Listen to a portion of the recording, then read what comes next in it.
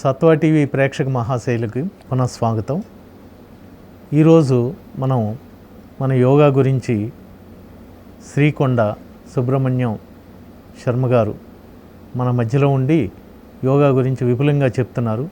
ఆరోగ్యమే మహాభాగ్యం అని మన అందరికీ తెలిసిపోయింది. కరోనా వచ్చిన తర్వాత ప్రపంచవ్యాప్తంగా అందరికీ ఆరోగ్యం మీద శ్రద్ధ పెరిగింది. మరి ఈ ఆరోగ్యం ఎలా వస్తుంది? మనలో ఉన్నటువంటి ఇమ్యూనిటీ పెంచుకోవాలా, లేకపోతే రోగం రాకుండా చూసుకోవాలా? Prevention is better than cure. అయితే మన భారతీయ పద్ధతి ఒకటి ఉంది, శాస్త్రీయ పద్ధతి ఇస్తే టెస్టెడ్ అండ్ ట్రస్టెడ్ ఒక సిస్టమ్ ఉంది, అదే యోగా. అందుకనే ప్రపంచవ్యాప్తంగా మన భారతదేశం వైపు ఆరోగ్యం గురించి చూస్తుంది. మరి ఈ సందర్భంగా ఎన్నెన్నో కార్యక్రమాలు జరుగుతున్నాయి. ముఖ్యంగా 21 మరి జూన్ నెల ప్రపంచవ్యాప్తంగా యోగా డే అబ్జర్వ్ చేస్తున్నారు. ఈ సందర్భంగా మనం యోగా గురించి మాట్లాడడం అనేది చాలా ముఖ్యం. మరి వినడం ద్వారా సత్వ టీవీ ప్రేక్షక మహాశైలికి ఒక ఆరోగ్యాన్ని ఒక కానుకగా ఇచ్చినట్టుగా మాకు అనిపిస్తుంది. మీరు తప్పనిసరిగా ఈ ప్రోగ్రాం చూసి మరి 10 మందికి చెప్పండి. ముందు ఇంకా ఎక్కువగా దీని మీద చర్చ, అలాగే మరి విధానాలు అవన్నీ కూడా మీకు చూపబడతాయి. మన మధ్య ఒక యోగా గురువు ఉన్నారు. ఆయన ప్యాషన్తో మరి దీన్ని ఒక అధికారిగా పనిచేస్తూ మహారాష్ట్ర కేడర్లో సీనియర్ డిఏఓ అకౌంట్స్ ఆఫీసర్గా పనిచేస్తూ మరి అదే సమయంలో 36 సంవత్సరాల సుదీర్ఘ అనుభవంలో యోగా గురించి ప్యాషన్గా మరి తన నేర్చుకుని యోగా ఈ విద్యని 10 మందికి చెప్పాలని ఉచితంగా మరి యూట్యూబ్లో ప్రతిరోజు కూడా నేర్పిస్తున్నారు. దాదాపు 20 సంవత్సరాల అనుభవంతో ఆయన ఎంతోమందిని కనెక్ట్ అయ్యారు. ఎంతోమంది అంటే దాదాపు 8,000 నుంచి 10,000 మంది వరకు కూడా ఆయన శిష్యులుగా చేసుకున్నారు. ఆయన ఒక తపస్సులాగా చేస్తున్నారు. ప్రతిరోజు ఉదయం 4 గంటల నుంచి సుమారుగా 6:30, 7 గంటల వరకు కూడా ఈ విద్యని ఇస్తున్నారు. ఆయనే శ్రీకొండ సుబ్రహ్మణ్యం శర్మ గారు. మన కర్నూలు నివాసి, కొల్హాపూర్లో సెటిల్ అయ్యి మహారాష్ట్ర కేడర్లో ఉద్యోగం చేసి అప్పటి నుంచి కూడా దాదాపు 20 సంవత్సరాలు యోగా విద్య నేర్చుకుని 10 మందికి చెప్తున్నారు. ఆయన గురించి మనం ఈరోజు ముచ్చటిద్దాం. నమస్కారం.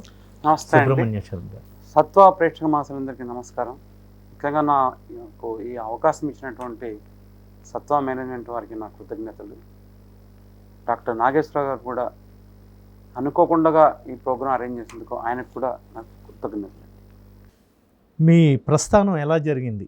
యోగా ప్రస్థానం ఎలా ఇంట్రెస్ట్ వచ్చింది మీకు? ఏ విధంగా వచ్చింది? ఎంత అనుభవం సంపాదించారు? యోగా ప్రస్థానం ఫస్ట్ నుంచి కూడా నేర్చుకోవాలని ఉండింది. కానీ ఉద్యోగరీత్యా నాసిక్లో ఉన్నప్పుడు 1987లో నాసిక్ వెళ్ళాను. అక్కడ మా ఇంటి దగ్గరనే యోగా విద్యాధాం నాసిక్ అని ఉండేది. ఆయన ఒక ఇంజనీర్, విశ్వాస్ మాండ్లికర్ అని. అలాగా 1 మంత్ కోర్స్ చేశాను. తర్వాత మా ఇంట్లో ప్రతి ఒక్కరిని, మా అమ్మను, మా నాన్నగారిని, మా తమ్ముళ్ళను, మా పిల్లల్ని కూడా నేర్పించాను నేను. అప్పటి నుంచి యోగా అంటే ఆ అనుభవం ఒక చూసిన తర్వాత దాంట్లో కొద్దిగా రుచి కలిగింది బిగినింగ్. దాని తర్వాత ఆ వయసు వలని మళ్ళా రెగ్యులర్గా చేయలేదు. తర్వాత ఎప్పుడైతే అప్పుడప్పుడు చేసేవాడిని. మరలా ఆ ఉద్యోగరీత్యా చాలా ప్రదేశాలు మారాల్సి వచ్చింది. కొల్హాపూర్కి వచ్చాం, సాంగ్లీ కొల్హాపూర్లో 2003వ సంవత్సరంలో ఆస్థాచరణలో స్వామి రామ్దేవ్ గారి ఈ యొక్క ప్రాణాయామ యోగా గురించి లెక్చర్ వచ్చేది. దాన్ని చూసిన తర్వాత ఆయన చెప్పారు హిందీలో, ఆప్సికో దూసరంకో సిఖావ్, మీరు నేర్చుకుని ఇతరులకు చెప్పండి, వేరే వాళ్ళకు చెప్పండి.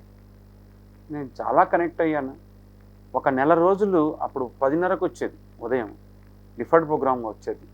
నేను రోజు కంటిన్యూ చూసి నేను నోట్స్ రాసుకున్న తర్వాత ప్రతిరోజు సాయంకాలం ఏ పబ్లిక్ వర్క్ డిపార్ట్మెంట్తో ప్రాణాయామం చేస్తారో అక్కడ ప్రాణాయామ క్లాసులు కంపల్సరీగా బిగిన్ చేశాను మా స్టాఫ్కు. అలాగా నా ప్రస్థానం బిగిన్ అయింది సార్. కానీ మూలం మాత్రం యోగ విద్యాధాం నాసిక్. సర్టిఫికేట్ కోర్స్ కూడా మీరు అక్కడ బేసిక్ కోర్స్ అక్కడ చేశాను. బేసిక్ కోర్స్ చేశాను. తర్వాత యోగా అనేది వచ్చేసి ఒక అప్లైడ్ సైన్స్ అండి. సర్టిఫికేట్ వలన కాదు, మీరు సాధన చేయాలి. ఏ అప్లైడ్ సైన్స్ అయినా అంతే, ఏదైనా సాధన అనేది ఇంపార్టెంట్. సాధన చాలా ఇంపార్టెంట్. అదే అనుభవపూర్వకంగా అంతకుముందు నేను బుక్స్ చాలా చదివాను, అయ్యంగార్ బుక్స్ కూడా చదివాను, కానీ ఎప్పుడు ప్రాక్టీస్ చేయలేదు. కానీ ఎప్పుడైతే 2003 నుంచి రెగ్యులర్గా ప్రాక్టీస్ చేస్తూ వెంటనే నేను ఆఫీస్లోని కాకుండా బయట కూడా ఉదయం 4 గంటలకు లేచి 5 నుంచి 7 వరకు అక్కడ రకరకాల ప్లేసెస్లో తీసుకునేవాడిని. కొల్లాపూర్లో నాకు మరాఠీ వచ్చు, ఇంగ్లీష్ వచ్చు, హిందీ వచ్చు, కాబట్టి భాష ప్రాబ్లం ఉండేది కాదు. నాకు వచ్చిన నా తెలుగు యాక్సెంట్లోనే మరాఠీ చెప్పేవాడిని. బట్ చాలామంది అలా అట్రాక్ట్ అయ్యారు. ఆ చెప్పడం వల్ల మన వలన 10 మంది బెనిఫిట్ పొందడం వల్ల ఆ ఆనందం అది అనుభవించదు కానీ తెలియదు. కోవిడ్లోనూ అలాగే నాన్ కోవిడ్ కాంప్లికేషన్స్ ఇప్పుడు వస్తున్నాయి. వీటిలో కూడా మీ శిష్యులు చాలామంది బాగుపడ్డట్టుగా నేను విన్నాను. ఇక్కడ నేను నా యొక్క యోగా ప్రయాణాన్ని చెప్తాను సార్. 2003లో ఎప్పుడైతే బిగిన్ చేశానో, తర్వాత నలుగురితోనూ బిగిన్ చేశాను ఫస్ట్ స్టార్టింగ్లో. దాని తర్వాత 50 మంది అయ్యారు. ఈ 2006 వరకు, 2006లో అనుకోకుండా ఒక 500 మందిలో చేద్దాం అనుకున్నాం. కానీ అక్కడ ప్లేస్ లాస్ట్ మినిట్ దొరకలేదు. ఒక పెద్ద ప్లేస్ దొరికింది. మేము భయపడ్డాం ఎలా వస్తారని. కానీ ఆ సంకల్పం ఏదైతే ఉందో దాని వలన ఫస్ట్ రోజు 2000 మంది వచ్చారు. మేము అక్కడ స్టేజ్ మీద వేద మంత్రాలు, అగ్నిహోత్రము, తర్వాత సంగీత కార్యక్రమం ఇలా ఉండింది. దాని తర్వాత నెక్స్ట్ డే అక్కడ ఒక పేపర్ ఉండింది, సకాల్ పేపర్ అని. అక్కడ అసిస్టెంట్ ఎడిటర్ మొత్తం ఒక ఫుల్ పేజ్లో అడ్వర్టైజ్మెంట్ ఇచ్చేశారు. నెక్స్ట్ రోజు చూస్తే 10,000 మంది వచ్చారు. నేను ఇది ఎందుకు చెప్తున్నానంటే, యోగా అనేది ఏదో ఆసనాలు అని కాదు, మీ యొక్క సంకల్ప బలం. మీరు కనెక్ట్ కావటం, ఆ విశ్వానికి కనెక్ట్ ఉందా, కాస్మోస్, అది మెయిన్. అది ఎప్పుడూ ఉండటానికి పనికొచ్చే కొద్దిగా ఇవన్నీ టూల్స్. యోగాసనాలు కానివ్వండి, ప్రాణాయామం కానివ్వండి, ధ్యానం కానివ్వండి. ఆ యొక్క అక్కడి నుంచి 2007 వరకు, ఇది 2006లో ఇన్సిడెంట్ జరిగింది. 2007 వరకు ఒక 100 శిబిరాలు నేను తీసుకున్నాను. వీక్లీ కానీ, 7 డేస్ కానీ, 15 డేస్ కానీ, ఇలా 1 మంత్ చెప్పేవాడిని. అదొక ప్యాషన్ అయిపోయింది. దాని తర్వాత అక్కడ కొల్లాపూర్లో ఆ జిల్లాకు నేను సెక్రటరీగా ఉన్న పతంజలి దాంట్లో. దాని తర్వాత 2007 నుంచి మళ్ళీ 2019 వరకు నా ట్రాన్స్ఫర్ జాబు కావడం వల్ల అంతగా నేను తీసుకోలేకపోయాను. అప్పటికి సండేస్లో నేను తీసుకున్నాను. ఈ యొక్క యోగా టీచర్స్ ట్రైనింగ్ కూడా తీసుకున్నాను 2006లో. సాంగ్లీ జిల్లా టీచర్స్ ట్రైనింగ్ నేనే ఇచ్చాను, మహారాష్ట్రలో సాంగ్లీ జిల్లాలో. దాని తర్వాత 2019లో నేను కొల్లాపూర్కి వచ్చాను. అంటే 12 ఇయర్స్ నాకు ఉద్యోగరీత్యా బయట ఉండాల్సి వచ్చింది, పొద్దున్న లేచడం, అప్ డౌన్ చేయడం వల్ల. 2019లో నేను అది కూడా ఒక ఇన్సిడెంట్, ఒక నెగిటివ్ నుంచి, ప్రతి ఒక్క ఇన్సిడెంట్ కూడా పర్పస్ ఉంటుంది దానికి. మా కాంపౌండ్లో నాకు 10 మంది చెప్దాం అనుకున్నాను. ఫస్ట్ లేడీస్ చెప్పేవాడిని, తర్వాత ఆ కరోనా పీరియడ్లో వీళ్ళంతా ఒక రెగ్యులేట్ చేద్దామని చెప్పేసి తీసుకున్నాను. సరే వాళ్ళ నుండి, ఎందుకంటే ఒక పాజిటివ్ థింగ్స్కు ఇమ్మీడియట్గా ఎవరు యాక్సెప్టెన్స్ లెవెల్స్ ఉండవు అవి. అప్పుడు ఏం చేశారంటే, సార్ మీరు సండే మాత్రం తీసుకోండి అన్నారు.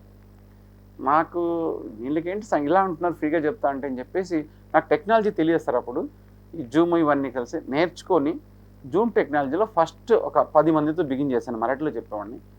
నెక్స్ట్ బ్యాచ్ వచ్చేసి జర్మనీ వాళ్ళని తీసుకున్నాను. మా అమ్మాయి జర్మనీ ఉన్నారు కాబట్టి అక్కడ ఒక తెలుగు ఫ్యామిలీస్కు. అలా మెల్లమెల్లగా వాట్సాప్ గ్రూప్స్ ద్వారానే 2020 మే 21వ తారీఖు ఈ యొక్క యోగా ప్రస్థానం ఇంతవరకు ఒక 10,000 మందికి చేరుకోగలిగినాం. Through Facebook live, zoom plus YouTube.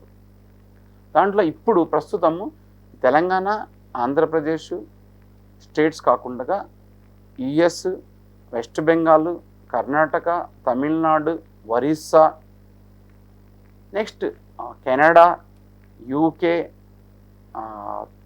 Saudi Arabia, Australia కూడా వీళ్ళంతా కనెక్ట్ అయ్యారు. అది నాకు ఇంతవరకు అర్థం కాదు.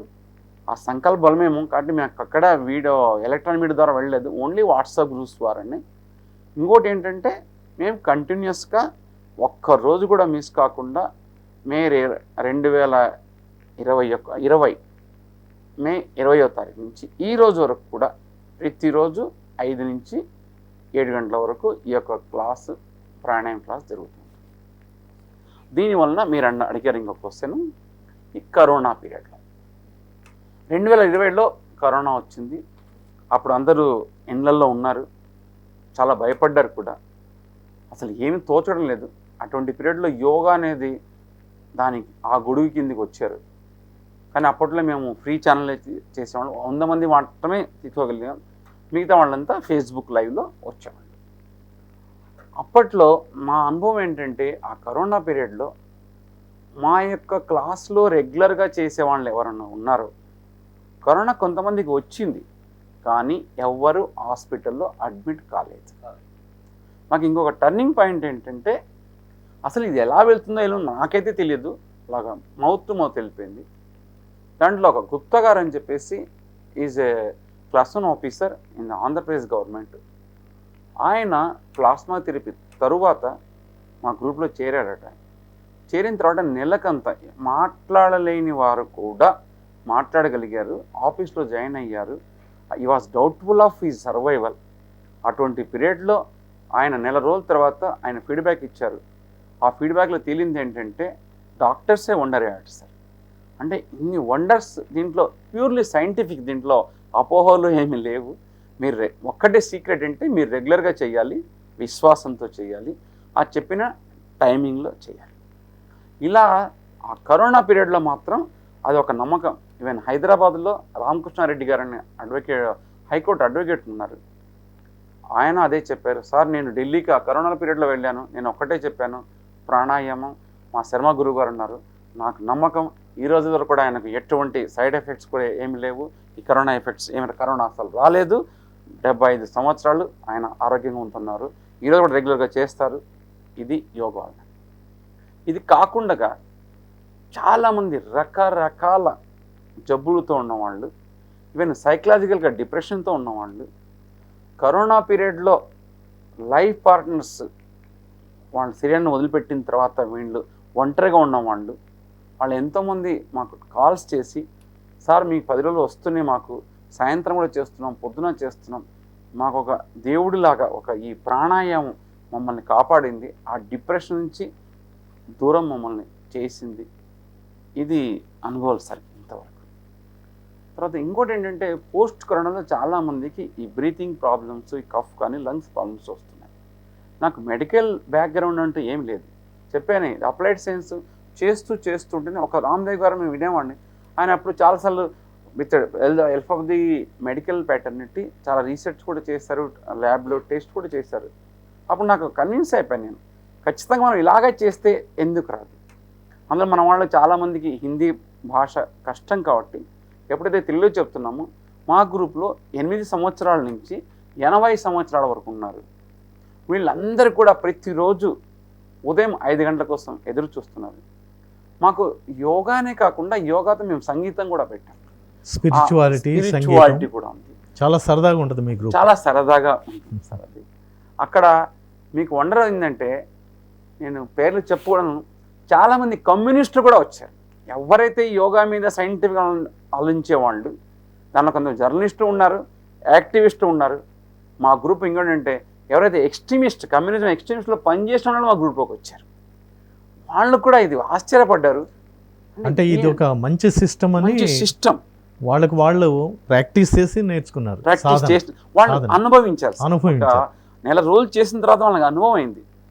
ఒక కేవి సాగర్ గారిని జర్నలిస్ట్, ఈజ్ లెఫ్టిస్ట్ కూడా, ఆయన కూడా ఒక నెల తర్వాత చెప్పారు, సార్ నేను ఎన్ని చేసినా తగ్గలేదు, కానీ ఇది రెగ్యులర్గా మీ ఆ టైమింగ్లో 5 గంటల నుంచి 6:30కి ఆ పాటలు వింటూ ఆ ప్రాణాయామము, ఆ సింపుల్ ఆసనాలండి. దీంట్లో ఆసనాలు ఏదో శీర్షాసనం చేయడం ఏమీ లేదు. నేను చెప్పానే ఆ రామ్దేవ్ గారు ఏం చేశారంటే ఒక 8 ప్రాణాయాలు, ఒక 12 ఆసనాలు, సూక్ష్మ వ్యాయామం, యోగి జాగింగ్, తర్వాత శంఖ ప్రక్షణగా సింపుల్ దాన్ని డీటెయిల్గా కూడా నేను మీకు చెప్తాను మీకు టైం ఉంటే. ఇవే మేము చేసేది ప్యాకేజ్. ఇవన్నీ చేయడానికి ఆరోగ్య వ్యక్తికి 1 గంట 30 నిమిషాలు పడుతుంది. అదే అనారోగ్యంగా ఉన్న వాళ్ళు కొద్దిగా ఎక్కువసేపు చేసుకోవాలి. కానీ ఇవన్నీ కూడా ఎందుకంటే నాకు ప్యాషన్ కాబట్టి నేను ఉద్యోగం చేస్తూ కూడా చేయగలిగాను. ఈరోజు నేను చెప్పడం కూడా అంతే ఆనందంతో చెప్తున్నాను.